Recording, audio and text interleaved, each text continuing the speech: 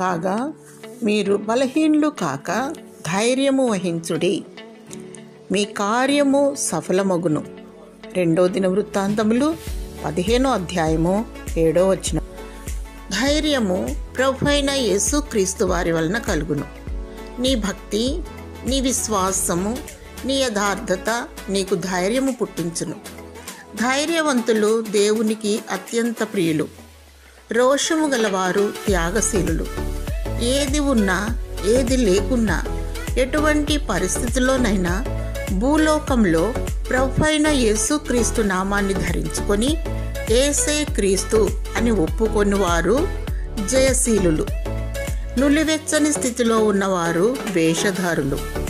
మనుషుల ఎదుట భక్తి గలవారుగా నటించి దాని శక్తిని ఆశ్రయించని వారు.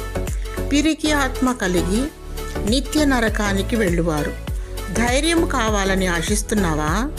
అయితే దేవుని స్తుతించుము, దివారాత్రములు ఆయన వాక్యమును ధ్యానించుము, మానక ప్రార్థించుము. ప్రభువైన యేసుక్రీస్తు పాదముల చెంత ఉత్తమమైన దానిని ఎన్నుకొని ఆయన సన్నిధిని అనుభవించుము. కనురెప్ప పాటున ఎత్తబడదవు, నీ కార్యము సఫలమగును. ప్రభువైన యేసుక్రీస్తు రానయ్యున్నాడు. సిద్ధపాటు కలిగి వేచి ఉండుము. దేవుడు నీకు ధైర్యము, ఆదరణ దయచేయునుగాక.